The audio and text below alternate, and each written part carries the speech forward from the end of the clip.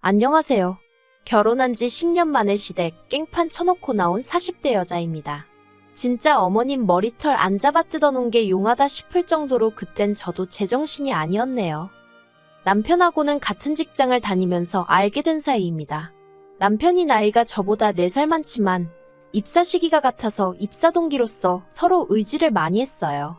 하지만 당시 사내 분위기가 사내 연애에 대해서 곱지만은 않았던 터라 서로 호감은 가지고 있었어도 어떤 특별한 관계로 발전하지는 못했다가 이후로 제가 동종업계 타회사로 이직을 하면서 비로소 연인 사이가 되었습니다. 그리고 이후로 3년을 연애하고 부부의 연을 맺었고요. 결혼 당시 시댁에서 집을 해주겠다 했는데 알고 보니 시부모님이 10년 넘게 남에게 세를 주시던 오래된 빌라였습니다. 지어진 시기부터 계산하면 저희가 결혼하던 당시 이미 20년도 넘은 집이었는데 그걸 남편 명의로 돌려주신다는 거였죠.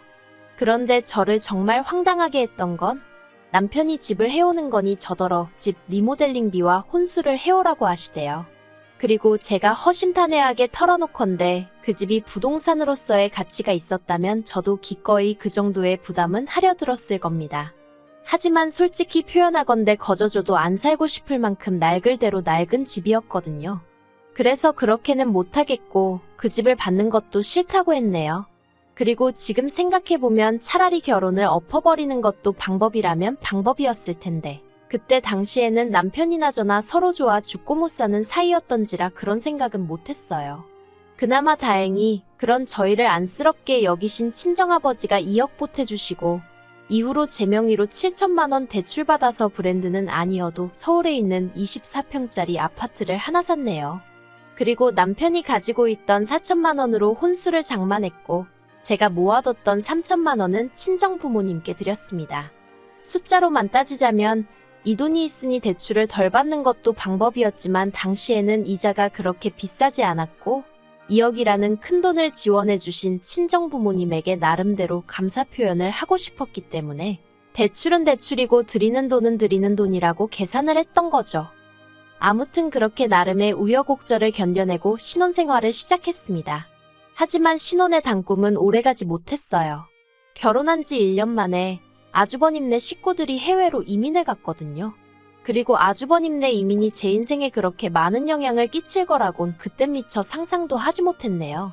시작은 아주버님네가 이민을 떠난 직후 시부모님이 저희 동네로 이사를 오시면서 시작되었어요.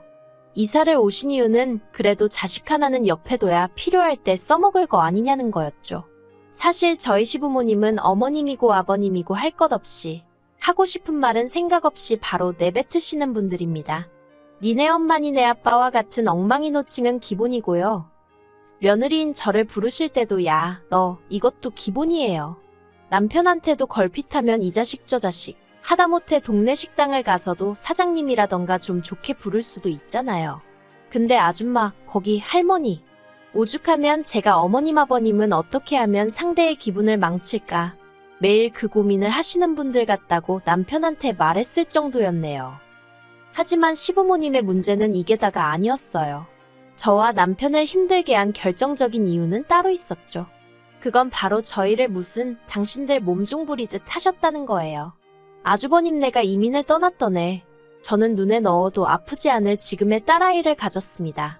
그리고 솔직히 시부모님이 걸어서 10분 거리에 살고 계셨으니 저는 어머님에게 약간의 도움을 받고 싶었어요.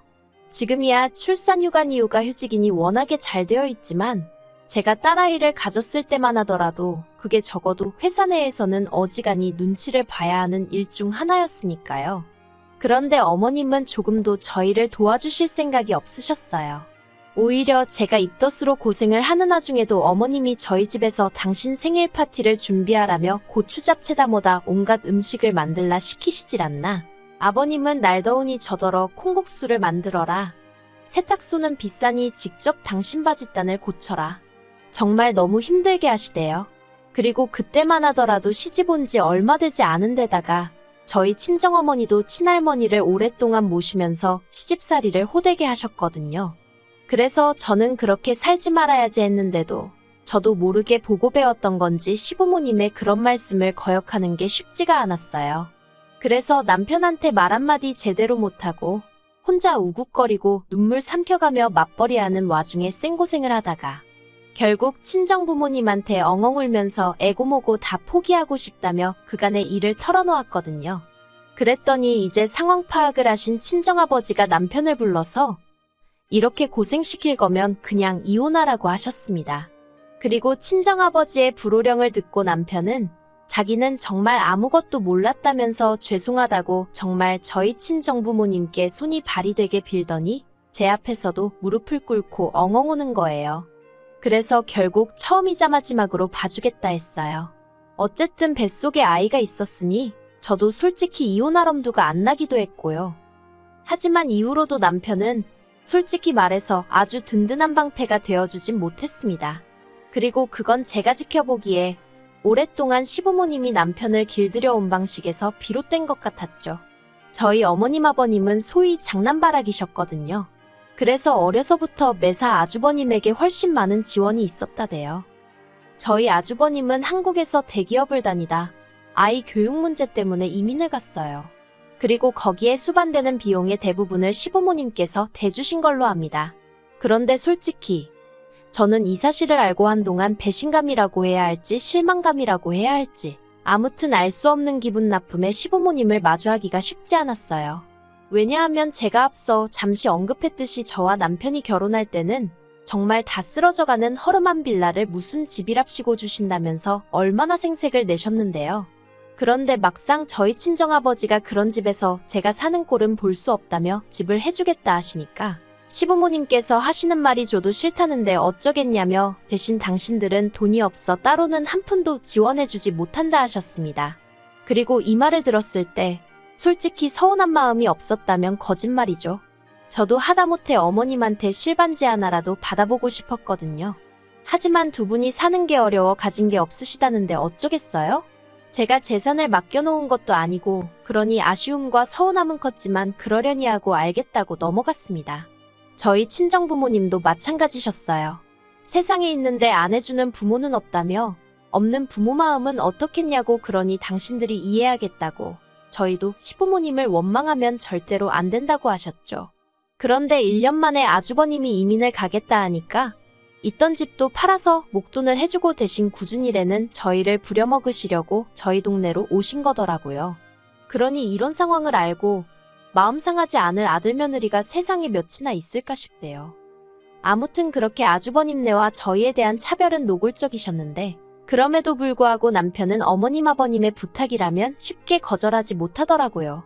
다만 저희 친정아버지와 한 약속이 있으니 제목까지 자기가 커버하느라 정신이 없었죠.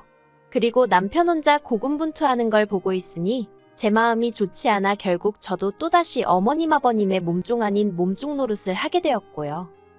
그렇게 정신없이 10년을 살았습니다. 그리고 그나마 다행히 세월의 힘이라고 해야 할지 저도 최근에 들어서는 어머님 아버님께 때로는 그게 아니다, 싫다, 못한다 정도는 말할 수 있게 되었었네요. 그래서 저는 나름대로 제가 시부모님과 가까워졌다고 생각했어요. 어려운 고부관계가 아닌 요새 말로 티키타카라고 하나요? 주거니 받거니 어느 정도는 편하게 대화를 나눌 수 있게 되었다고 여겼죠. 하지만 그건 전부 저만의 착각이었던 모양입니다. 제가 나름대로 그 모진 풍파를 이겨내고 여기까지 온 시점에 결국 시댁과 손절을 마음먹게 된 건 최근에 있었던 일 때문이에요. 지난달 이민을 갔던 아주버님이 한국에 들어온다는 소식이 들려왔어요. 그런데 형님과 시조카는 안 오고 아주버님만 혼자 들어온다는 겁니다. 그리고 그 이유가 정말 충격적이대요. 세상 조신하고 자식 교육에만 관심이 있어 보이던 형님이 시조카 과외선생하고 바람이 났다나요? 하지만 뭐 부부지간의 일을 누가 정확히 어떻게 알겠어요? 사실 제가 말은 안 했지만 남편 말로는 하도 어머님 아버님이 아주버님만 오냐오냐 키워서 아주버님이 아주 이기적이고 고집도 세다 했어요. 그리고 실제로 제가 올해는 아니지만 결혼 초 겪어보니까 남편 말이 틀린 게 아니었거든요. 그러니 모르긴 몰라도 형님도 어지간히 시달리지 않았을까 싶기도 하고. 아무튼 그래서 둘이 이혼을 하는데 아주버님만 혼자 한국에 들어오기로 했답니다. 그리고 저희 부부는 아주버님하고 좋은 감정이 있는 것은 아니었지만 그렇다고 무슨 원수지간도 아니었으니 안쓰럽기도 하고 그래도 오랜만에 보게 생겼다며 약간은 반가운 마음도 있었네요. 그런데 어머님이 아주버님의 입구까지 일주일을 남겨두었던 때였습니다. 저희를 불러 말도 안 되는 말씀을 하시더라고요. 아주버님이 한국에 오면 저희 집에서 같이 살라고요. 저는 처음에 제가 뭘 잘못 들은 줄 알았어요. 그래서 남편을 쳐다봤는데 남편은 눈 딱 내리깔고 아무 말도 안 하고 있는 거예요. 안 되겠다 싶어서 어머님께 제가 제대로 들은 게 맞냐고 물었습니다. 아주버님하고 저희 가족하고 같이 살라니 그게 무슨 말씀이시냐고요. 그랬더니 이번엔 아버님이 너는 젊은 애가 말귀도 못 알아듣냐면서 그러면 네 아주버님이 니네랑 살지 어디 가서 사냐 하시는데 너무 뻔뻔하게 나오시니까 오히려 제 말문이 막히더라니까요. 하지만 제가 어머님 아버님한테 시쳇말로 원데이 투데이 시달려 본 것도 아니고 아닌 건 아니라고 빨리 말해야 한다 싶었죠. 그래서 말도 안 되는 말씀을 하신다고 어떻게 같이 사냐고 그랬어요. 그랬더니 어머님이 그러면 네 아주버님은 누가 챙기냐는데 저도 모르게 그만 어머님 아들이니 어머님이 챙기세요 그랬습니다. 그리고 막말로 아주버님 나이가 40도 넘었는데 누가 또 안 챙기면 어때요? 자기가 자기를 챙기는 거지. 그런데 어머님이 그런 저에게 너 참 못됐다며 어떻게 말을 그렇게 하냐입니다. 이때까지 외국에 있다가 몇 년 만에 한국에 오는 건데 말을 그따위로밖에 못하냐고요. 하지만 저도 이번엔 순순히 물러날 수가 없어서 몇 년 만이건 어쩌건 안 된다고 아주 손사래를 쳤습니다. 더군다나 저희 집엔 딸도 있는데 어떻게 아주버님하고 같이 사느냐 했죠. 그리고 이때 제 말 뜻은 크지 않은 집에서 이미 세 식구가 살고 있는데 어떻게 아주버님까지 같이 사냐는 거였어요. 그런데 어머님은 제 말 뜻을 어떻게 해석한 건지 저더러 당신 아들을 뭘로 보고 그따위 소리를 하느냐며 아주 고함을 치시더라고요. 그러더니 꼴도 보기 싫다면서 저와 남편더러 당장 나가랍니다. 그리고는 끝끝내 아주버님이 도착하는 대로 저희 집으로 가라고 할 테니 군소리 하지 말고 방이나 하나 만들어 놓으라나요? 집으로 걸어오는 내내 안절부절하며 제 눈치를 보는 남편을 눈치챘지만 그래도 저는 아무 말도 하지 않았습니다. 머릿속도 복잡하고 마음도 편치 않았거든요. 어머님 아버님이 화를 내셔서가 아니라 곰곰이 생각해보니 그런 헛소리가 오가는 와중에 남편이란 작자가 가운데서 눈치만 보고 있던 게 자꾸 떠올라서요. 그런데 집에 도착하고 2시간쯤 흘렀을까. 남편이 안방으로 들어오더니 저에게 말을 걸대요. 그리고 기껏 한다는 소리가 자기 부모님이 얼마나 상황이 속상하고 답답하면 그런 말씀을 하셨겠느냐고. 그러니까 자기 형이 한국에서 직장 잡고 살 곳을 마련할 때까지만이라도 같이 살면 안 되겠냐는 거예요. 형제로서 그 정도는 해주고 싶다면서요. 그러면서 정말 미안하다고 하는데 진짜 가슴이 답답하면서 일을 어쩌나 싶대요. 그리고는 남편이 한다는 말이 만약에 처남한테 이런 일이 생겼으면 자기는 무조건 데리고 있자고 했을 거랍니다. 저희 부모님이 뭘 하시건 간에 자기가 자처해서 같이 지내겠다고 했을 거라고요. 그러면서 정말 못난 남자인 자기를 만나서 제가 고생이라며 미안하다고 닭똥 같은 눈물을 뚝뚝 흘리는데 정말 제 마음이 너무 안 좋았고 한편으론 그래 나만 참으면 이런 어리석은 생각이 또 들대요. 그래서 알겠다 했습니다. 하지만 무턱대고 직장 구하고 집 구하고 그런 걸 다 기다려줄 순 없고 딱 1년이라고요.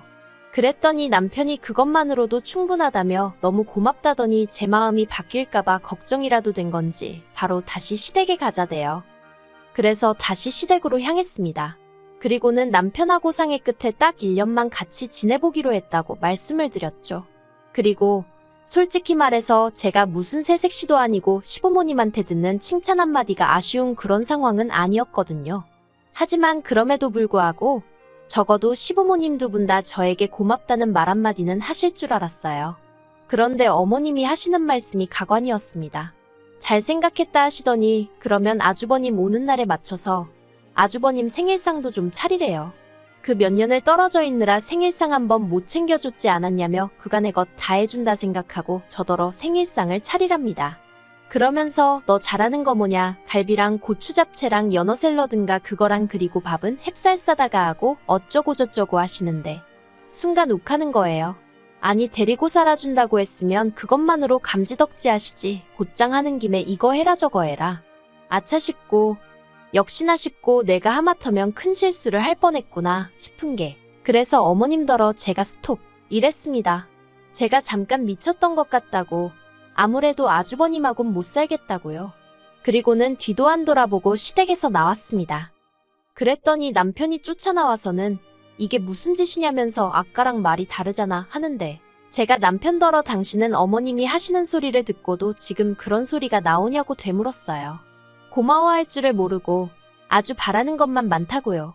그리고는 내가 미쳤냐고 어머님 아버님 종년 노릇하는 것도 지겨워 죽겠는데 사지육신 멀쩡한 당신형 수발까지 들어야 되냐 하고는 그렇게 당신형이 걱정되고 안쓰러우면 당신이 나가서 데리고 살라고 소리를 찔렀죠. 그런데 그렇게 해도 분이 안 풀리는 거예요. 그래서 다시 시댁으로 쫓아가서는 냉장고에 제가 해서 채워놓은 반찬이고 뭐고 다 끄집어냈어요. 막 그때는 정말 제가 생각해도 미친 엑스 마냥 분이 안 풀려서 닥치는 대로 쓰레기통에 처박고 그러다 현관을 나오는데 제가 사드린 어머님 아버님 신발이 눈에 띄대요. 그래서 그것도 그냥 발로 냅다 걷어차버렸습니다. 그리고는 씩씩거리면서 남편더러 너도 내 집 들어오지마 했네요.